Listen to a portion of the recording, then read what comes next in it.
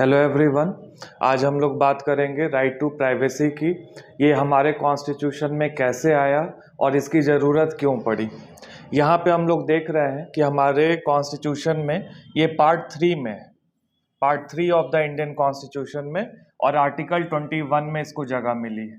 ठीक है, तो हम इसकी पूरी स्टोरी आज देखेंगे। सबसे पहले तो प्राइवेसी है क्या। तो जो ह्यूमन बीइंग है, क्योंकि वो वर्च्यू ऑफ ह्यूमन बीइंग में ये ह्यूमन राइट इंक्लूडेड है, इसलिए बाय वर्च्यू ऑफ हिज और her existence the human being enjoy the human right in the form of privacy. It depends on no instrument और charter. इसके लिए कहीं से कोई अलग लिस्टिंग या इंस्ट्रूमेंट की जरूरत नहीं है, ये एक बेसिक ह्यूमन राइट है। Privacy can also extend to other aspects. जैसे प्राइवेसी में और क्या क्या इंक्लूडेड है, ये तो सबसे पहला एक ह्यूमन राइट हो गया। उसके बाद बॉडीली इंटीग्रिटी, आपकी अपनी बॉडी के ऊपर पूरी राइट। उसके बाद ऑटोनॉमी, कि आप क्या अपना इंफॉर्मेशन शेयर करना चाहेंगे, क्या नहीं करना चाहेंगे। That is also informational self determination. Protection from state surveillance, state आपके ऊपर सर्विलेंस नहीं करेगा। कॉन्फिडेंशियलिटी होगी आपके डेटा की। कॉम्पेल्ड स्पीच नहीं हो सकता है। एंड फ्रीडम टू डिसेंट और मूव और थिंक, या अपनी अलग राय रखने का भी अधिकार आपको प्राइवेसी के अंदर है। तो ये सारे राइट टू प्राइवेसी के ब्रॉडर एलिमेंट्स हैं।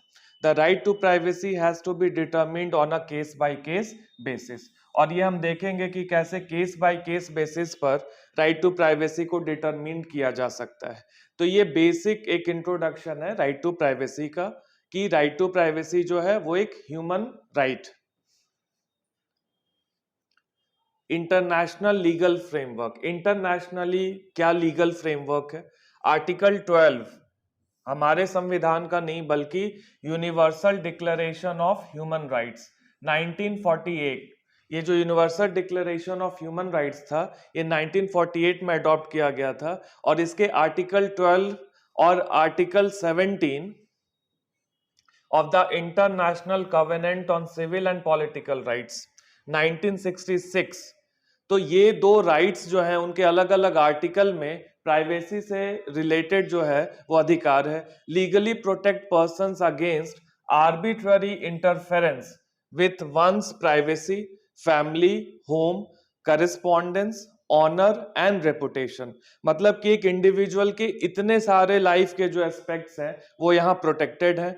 India signed and ratified the international covenant on civil and political rights 1979।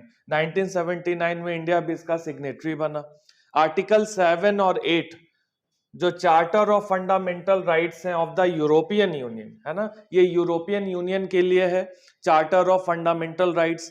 तो वहां भी आर्टिकल 7 और 8 में जो 2012 में लाया गया था वहां प्राइवेसी को जगह मिलती है।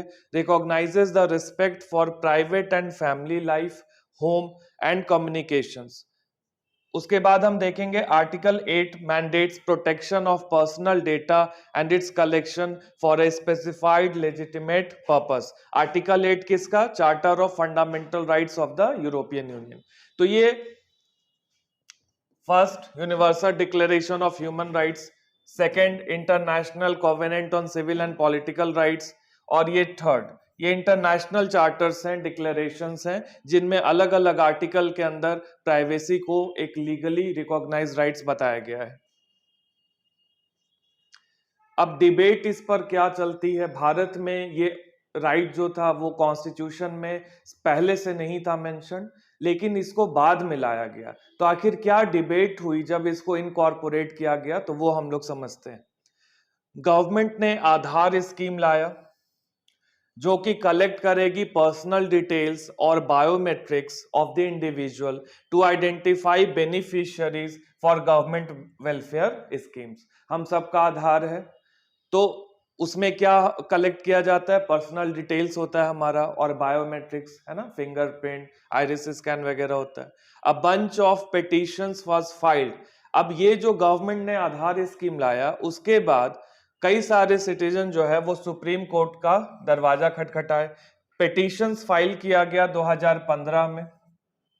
Terming Aadhaar a breach of privacy. और सिटीजन्स ने क्या कहा कि ये जो प्राइवेसी हमारी आधार जो स्कीम चला रही है सरकार, वो प्राइवेसी को ब्रीच करता है, यानी प्राइवेसी वायलेट होती है। The petitioners argued that Aadhaar enrolment was the means to a totalitarian state, यानी कि आधार में जब इनरोलमेंट करवा रही है गवर्नमेंट, तो वो कैसा स्टेट बन सकती है, टोटलिटेरियन बन सकती है। मतलब कि इंडिविजुअल के सारे प्राइवेट एस्पेक्ट्स पर गवर्नमेंट का कमांड होगा and an open invitation for personal data leakage. और जब सरकार के पास इतना पर्सनल डेटा हो जाएगा तो वो पर्सनल डेटा हमारा पब्लिक डोमेन में लीक हो सकता है। तो ये कंटेंशन था, this was the debate privacy को लेके, जो आधार स्कीम के आने के बाद काफी ज्यादा तूल पकड़ता है। गवर्नमेंट स्टैंड क्या लेती है इस डिबेट पर जब आधार स्कीम चैलेंज होता है कोर्ट में? गवर्नमेंट काउंटर करती है, कहती है कि right to privacy of an elite few is submissive to the right of the masses. यानी कि कुछ एलीट सेक्शन जो अपना राइट टू प्राइवेसी क्लेम कर रहे हैं, वो जो है वो सबमिसिव है। यानी कि जो आधार जैसा स्कीम है उसमें फायदा किसका है? सारी जनता का है, मासेस का है। तो जब ऐसा कोई स्कीम आ रहा है जो सबके वेलफेयर के लिए है, तो कुछ के अधिकार अगर हनन भी यहां हो रहा है प्राइवेसी का, तो वो अलाउड है, क्योंकि वो लीड करेगा एक dignified life in a developing country. Dignified life किसके लिए? सिटीजन्स के लिए। It said informational privacy does not exist before compelling state interest and is not an absolute right। और ये कहा गया कि इंफॉर्मेशनल प्राइवेसी यानी आपकी इंफॉर्मेशन की प्राइवेसी जो है वो एब्सोल्यूट राइट नहीं है। And it reason that collection and use of personal data of citizens for Aadhaar, जो कि अब एक कानून के तहत हो रहा है, जो कि Aadhaar targeted delivery of financial and other subsidies benefits and services act 2016 में पार्लियामेंट ने ये एक्ट पास किया। इसके तहत जो हम कर रहे हैं उसका पर्पस क्या है? Benefiting the millions of poor. जैसे कि ये जो राइट ऑफ द मासेस की बात हो रही थी कि बेनिफिट किसको पहुंच रहा है? ज्यादा नंबर ऑफ लोगों को। तो कुछ का अगर प्राइवेसी वायलेट भी हो रहा है तो ये अलाउड है कॉन्स्टिट्यूशनल फ्रेमवर्क के अंदर, क्योंकि प्राइवेसी, इंफॉर्मेशनल प्राइवेसी जो है वो कॉन्स्टिट्यूशनल राइट नहीं है, और कॉन्स्टिट्यूशनल राइट नहीं है और अलग से भी एब्सोल्यूट राइट इसको क्लेम नहीं किया जा सकता है। गवर्नमेंट का स्टैंड कंटिन्यू है। Government claims Aadhaar is a Panacea, मतलब कि ये एक सॉल्यूशन है for corruption in public distribution. जैसे एलपीजी का कनेक्शन हम देखते थे कि एक व्यक्ति जो है वो कई सारा अपना कनेक्शन लेके बैठा हुआ है, तो करप्शन जो है उसको हटाने का ये एक रास्ता आधार है। मनी लॉन्ड्रिंग इससे हट सकता है, टेरर फंडिंग हट सकती है। Plagued by contradictions in the past judicial pronouncements, अभी पुराना जो जुडिशियल प्रोनाउंसमेंट्स था, जजमेंट्स था, उसमें ये क्लियर नहीं था कि प्राइवेसी जो है वो फंडामेंटल राइट है या नहीं। अ 5 जज constitution bench of the supreme court decided to refer the question to a 9 जज बेंच। तो सुप्रीम कोर्ट के सामने जब ये मैटर गया तो सुप्रीम कोर्ट ने कहा कि अब ये 9 जज बेंच देखेगी, कॉन्स्टिट्यूशनल बेंच, कि राइट टू प्राइवेसी को हम फंडामेंटल राइट मानेंगे कि नहीं। क्योंकि गवर्नमेंट अपना स्टैंड बनाई हुई है कि राइट टू प्राइवेसी जो है वो फंडामेंटल राइट नहीं। The government argues that right to privacy is not expressly included in the constitution as the founding fathers, क्योंकि जो कॉन्स्टिट्यूशन बनाने वाले थे उन्होंने इसको रिजेक्ट किया था, इसको फंडामेंटल राइट में जगह नहीं दी थी। क्योंकि प्राइवेसी जो है वो फंडामेंटल राइट इसलिए नहीं थी, यहां पर सरकार जब भी कोई स्कीम लाने जाएगी तो बहुत सारे सिटीजन्स क्लेम कर देंगे कि हमारे इंफॉर्मेशन लीक होगा, तो संविधान में इसलिए इसको जगह नहीं मिली।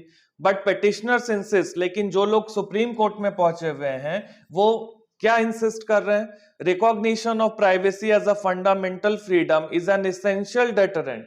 अगर आप इसको रिकॉग्नाइज करते हैं प्राइवेसी को फंडामेंटल राइट, तो ये डेटरेंट होगा against intrusion into personal space and data by state. तो स्टेट हमारे लाइफ में जो हमसे रिलेटेड पर्सनल डेटा वहां इंक्रोच नहीं कर पाएगा, इसलिए इसको रिकॉग्निशन देना जरूरी है। किसको? प्राइवेसी को एज अ फंडामेंटल राइट। तो ये गवर्नमेंट का स्टैंड सुप्रीम कोर्ट 9 जज बेंच को भेज रही है। और पेटिशनर्स क्या क्लेम कर रहे हैं? ये क्लेम कर रहे हैं कि प्राइवेसी प्रोटेक्ट नहीं करेंगे तो हमारी लाइफ जो है वो थ्रेटन हो सकती है, क्योंकि पर्सनल डेटा का ब्रीच हो सकता है। प्राइवेसी क्यों मैटर करती है? The apprehension is best expressed in the words of justice Chandrachud. Justice Chandrachud जो है वो कह रहे हैं, 9 जज बेंच के ये भी एक जज थे, ये कहते हैं I don't want the state to pass on my personal information. मैं स्टेट को नहीं चाहता कि वो मेरा पर्सनल इंफॉर्मेशन कोई 2000 सर्विस प्रोवाइडर्स को भेजे जो मुझे व्हाट्सएप करे। ऑफरिंग मतलब कॉस्मेटिक्स, एयर कंडीशनर्स का एडवर्टीजमेंट मेरे व्हाट्सएप पर आने लगे, यानी मेरा नंबर जो है वो प्राइवेट है, पब्लिक ना करे। तो ये जस्टिस चंद्रचूड़ जो ये कमेंट कर रहे हैं, ये हाईलाइट कर रहे हैं कि प्राइवेसी का इंपॉर्टेंस क्या है। That is our area of concern. Personal details turn into vital commercial information. जो हमारा पर्सनल डिटेल है वो कमर्शियल डोमेन में आ जाता है और अलग अलग कंपनीज जो हैं वो हमको एडवर्टीजमेंट भेजने लगती हैं। Both the government and service provider collect personal data. This adds to the danger of data leakage. अभी कंपनीज, गवर्नमेंट सब पर्सनल डेटा कलेक्ट कर रहे हैं तो डेटा लीकेज होगा। The supreme Court repeatedly asked the government, बार बार ये सरकार से पूछ रही है court, whether it plans to set up a robust data protection mechanism. मतलब कि आधार तो अच्छी स्कीम है जो आप ला रहे हैं और इसके ऊपर काम चल रहा है, लेकिन इसके साथ साथ जो सिटीजन्स का कंटेंशन है कि उनका प्राइवेट डेटा जो है वो लीक ना हो जाए, क्या उसके लिए आप एक रोबस्ट डेटा प्रोटेक्शन मैकेनिज्म ला रहे हैं? The court pointed to the fact कि एक जो large chunk of personal information है वो ऑलरेडी पब्लिक डोमेन में है। और एक एग्जांपल देती है कि जैसे एक कंपनी है एप्पल, एप्पल का आईपैड आप अपने फिंगरप्रिंट से अनलॉक कर सकते हैं। तो इस तरह की कंपनीज ऑलरेडी क्या कर रही है, प्राइवेट डेटा जो सिटीजन्स का है, उनके कस्टमर्स का, उसको स्टोर कर रही है अपने डेटाबेस में, और गवर्नमेंट भी वही कर रहा है। तो ये जो कमर्शियल कंपनीज कर रही है और जो गवर्नमेंट कर रहा है, तो क्या प्रोटेक्शन मिलेगा सिटीजन्स को अगर उनका डेटा ब्रीच हो जाए? The court pointed out that the state is obliged to put a robust personal data protection mechanism. यानी कोर्ट इस चीज को अग्री करती है कि ठीक है आप इस तरह का कलेक्शन करें, लेकिन एक robust personal data protection mechanism जो होगा वो आपको रखना पड़ेगा इस डिजिटल एज में। ग्लोबल ट्रेंड्स क्या है, ग्लोबली क्या फॉलो होता है, ये तो हमने इंडिया का डिबेट देखा। देखिए यूएस जो है वो लेजिस फेयर मतलब कि फ्री मार्केट का कॉन्सेप्ट है, वहां कोई ओवरऑल बाइंडिंग लीगल फ्रेमवर्क नहीं है। लेकिन यूरोपियन यूनियन में जो है वो वैनगार्ड है प्राइवेसी का, ग्लोबल डेटा प्रोटेक्शन नॉर्म्स इसने लाया। और ये कब आया, इन्फोर्स हुआ 25 मई 2018। ये रिप्लेस करता है डेटा प्रोटेक्शन डायरेक्टिव ऑफ 1995, यानी यूरोपियन यूनियन में पहला कानून 1995, second 2018। It is a comprehensive legal framework that deals with all kinds of processing of personal data while delineating rights and obligations of parties in detail. यानी कि ये जो law है global data protection norm, European union में जो रह रहे हैं लोग, उनके प्राइवेसी को प्रोटेक्ट करने में सक्षम है। चाइना में भी आर्टिकुलेट किया गया views. It has approach the issue of data protection primarily from the perspective of averting national security. यानी चाइना में फोकस क्या है प्राइवेसी में, कि नेशनल सिक्योरिटी हार्म नहीं होनी चाहिए। इट्स साइबर सिक्योरिटी लॉ जो 2017 में इफेक्ट में आया है वो वहां का लेटेस्ट लॉ है जो साइबर स्पेस को सिक्योर करता है। यानी कुछ डोमेन्स में चाइना जो है वो भी प्राइवेसी को सिक्योर करता है। कॉन्स्टिट्यूशनल पोजीशंस इन इंडिया, हमारे देश में संविधान में इसको कहां जगह मिली? The right to privacy which was recognised as a fundamental right emerging primarily from article 21, जो कि स्लाइड के इंट्रोडक्शन में हमने देखा था कि part 3 of the Indian constitution में आर्टिकल 21 में इसको जगह मिली। इन जस्टिस के S Puttaswamy versus union of India, ये केस था सुप्रीम कोर्ट के सामने 2017 में। 9 जजेस बेंच ने इसके फेवर में डिसीजन दिया कि फंडामेंटल राइट में आर्टिकल 21 राइट टू प्राइवेसी को रिकॉग्नाइज करेगा। Supreme court held that the right to privacy is a fundamental right flowing from the right to life and personal liberty as well as other fundamental rights, जो कि क्या secure करती है, individual liberty को। Privacy itself was held to have, देखिए privacy का दो aspect बताया कोर्ट ने, एक कहा नेगेटिव एस्पेक्ट है, मतलब कि मुझे अकेला छोड़ दीजिए, ये इसका नेगेटिव एस्पेक्ट है प्राइवेसी का। दूसरा पॉजिटिव एस्पेक्ट है जहां पर कि आप सेल्फ डेवलपमेंट कर सकते हैं। तो प्राइवेसी के अंदर दोनों एस्पेक्ट को जो है वो रिस्पेक्ट मिलेगा। Sphere of privacy includes a right to protect one's identity, यानी कि अपनी आइडेंटिटी को प्रोटेक्ट करने के लिए राइट टू प्राइवेसी का बहुत बड़ा इंपॉर्टेंस है। The right recognises the fact कि जितना भी इंफॉर्मेशन किसी भी व्यक्ति के बारे में है वो फंडामेंटली उसका है और वो फ्री है उसको कम्युनिकेट करने के लिए या खुद तक उसको रखने के लिए। The core of informational privacy is right to autonomy and self determination, मतलब कि मैं अपना डिसीजन खुद लूंगा कि मेरा डेटा कौन यूज कर सकता है, नहीं यूज कर सकता है, और ये मैं डिटरमिन करूंगा कि मेरा पर्सनल डेटा किस किस डोमेन में यूज हो सकता है। तो ये सुप्रीम कोर्ट ने इस पर गाइडलाइन दिया। Privacy too can be restricted in well defined circumstances, साथ ही साथ सुप्रीम कोर्ट ने 3 ऐसे सिचुएशन बताए जहां पे कि प्राइवेसी को रिस्ट्रिक्ट किया जा सकता है। There is a legitimate state interest in restricting the right, अगर लेजिटिमेट स्टेट इंटरेस्ट है यानी कि रूल ऑफ लॉ को फॉलो करते हुए स्टेट जो है कोई प्रोविजन बना रहा है और वहां पर अगर आपकी प्राइवेसी को रिस्ट्रिक्ट करता है तो वो अलाउड है। The restriction is necessary, second point है कि रिस्ट्रिक्शन जरूरी हो जाए और प्रोपोर्शनेट हो जाए टू अचीव द इंटरेस्ट, यानी कि बिना रिस्ट्रिक्शन लगाए स्टेट अपने लेजिटिमेट इंटरेस्ट को अचीव नहीं कर पाए तो आपके राइट टू प्राइवेसी को रिस्ट्रिक्ट किया जाएगा। Third point is the restriction is by law, यानी कि कोई एक्ट पास हो जाए जो कि खुद ही रिस्ट्रिक्ट कर दे प्राइवेसी को। तो ये 3 रिस्ट्रिक्शंस कोर्ट ने अलाउ किया है। Formulation of a regime for data protection, साथ ही साथ क्या कहा कि डेटा प्रोटेक्शन का फॉर्मुलेशन कीजिए, ये बिल भी हमारी पार्लियामेंट में अभी पेंडिंग है, is a complex exercise which needs to be undertaken by the state, ये स्टेट को करना पड़ेगा जो कि रिक्वायरमेंट ऑफ प्राइवेसी को फुलफिल करेगा, कपल्ड विथ अदर वैल्यूज जैसे कि data subserves together with the legitimate concerns of the state, यानी स्टेट का भी कंसर्न प्रोटेक्टेड हो और सिटीजन का भी इंडिविजुअली जो कंसर्न है प्राइवेसी को लेके वो दोनों प्रोटेक्टेड हो। ऐसा डेटा प्रोटेक्शन रेजिम बनाने की जरूरत है, ये बार बार कोर्ट हाईलाइट कर रहा है। Justice BN Srikrishna committee government ने बनाई जो कि डेटा प्रोटेक्शन के ऊपर रिकमेंडेशन इन्होंने दिया था। इनके रिकमेंडेशंस बहुत यूजफुल हैं और इसी के बेसिस पर हमारा डेटा प्रोटेक्शन बिल बन रहा है। तो आप इसको हमेशा कॉपी में जगह देंगे जहां आंसर लिखेंगे। पहला पॉइंट इन्होंने कहा कि processing personal data, personal data कब प्रोसेस कर सकते हैं? प्रोसेसिंग का मतलब collection, recording, analysis, disclosure etcetera of personal data should be done only for clear, specific and lawful purposes, यानी कि जो हम पर्सनल डेटा को प्रोसेस करेंगे वो हमेशा क्लियर, स्पेसिफिक और लॉफुल पर्पस के लिए होना चाहिए। ये किसको डायरेक्शन है? स्टेट को डायरेक्शन कि लॉफुल पर्पस के लिए हो, क्लियर और स्पेसिफिक पर्पस के लिए हो। सेकंड कहता है कि प्रॉब्लमेटिक एक्सेप्शंस, पर्सनल डेटा जो है वो प्रोसेस गवर्नमेंट कर सकता है अगर वो नेसेसरी हो जाए for any function of parliament और स्टेट लेजिस्लेचर, यानी स्टेट और पार्लियामेंट अगर कोई लॉ बना दे तो वहां पे एक्सेप्शंस आ जाएगा कि प्राइवेसी को रिस्ट्रिक्ट कर सकते हैं, पर्सनल डेटा यूज कर सकते हैं, प्रोसेस कर सकते हैं। और प्रोसेस का डेफिनेशन में ये सब है, collection, recording, analysis, disclosure etcetera. Right to be forgotten, this is very important, ये बीएन श्री कृष्णा कमेटी के रिकमेंडेशंस हैं ये सारे। फॉरगॉटन मतलब भूल जाने का अधिकार, मतलब the committee recommended giving data principles, data principles किसको कह रही है? जिसका डेटा यूज हो रहा है, person whose personal data is being processed.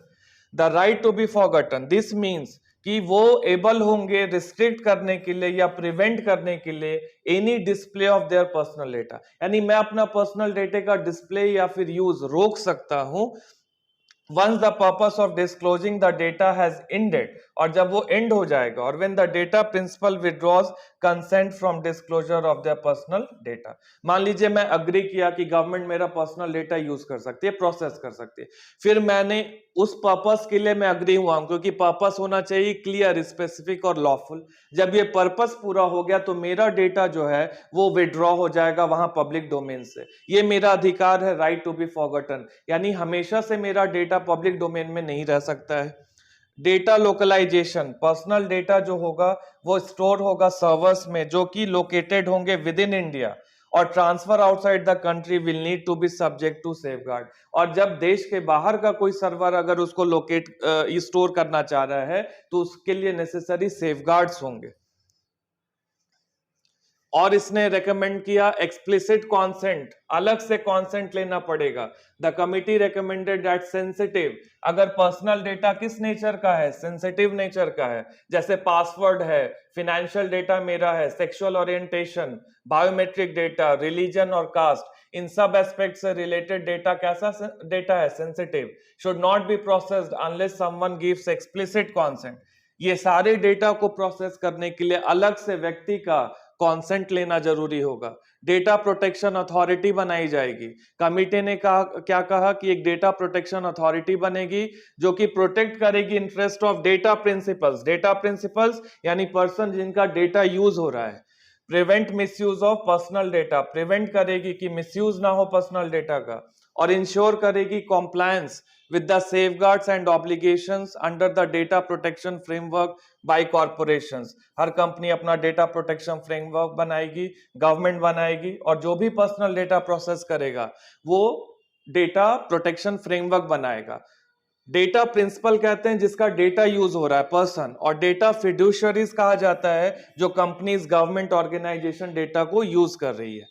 Ensure करे ऑटोनॉमी, यूआईडीएआई को जो है और अथॉरिटी मिले, ऑफलाइन वेरिफिकेशन ऑफ आधार हो सके with new penalties, and discussions are taking place. अच्छा, ये देखिए 5, 6, 7, 5 और 6 और ये 7, यहां तक जो है ये रिकमेंडेशंस है बीएन श्री कृष्णा कमेटी की, और यही जो रिकमेंडेशंस है इस पर डेटा प्रोटेक्शन बिल पर हमारे पार्लियामेंट में जो है वो चर्चा चल रही है। अभी ये पूरे स्लाइड को देखने के बाद हमको ये समझना चाहिए कि क्या हम इन क्वेश्चंस को आंसर कर पा रहे हैं, जैसे कि राइट टू प्राइवेसी का मतलब क्या है, what is the constitutional position in India, India में कॉन्स्टिट्यूशन में इसको कहां जगह मिली, क्या डिबेट हुआ, और what is the importance of data protection, और डेटा प्रोटेक्शन का इंपॉर्टेंस क्या है। तो आई होप कि ये टॉपिक आपको समझ में आया होगा और इन क्वेश्चंस को आप आंसर करने में कैपेबल हो पाए होंगे। Thank you very much.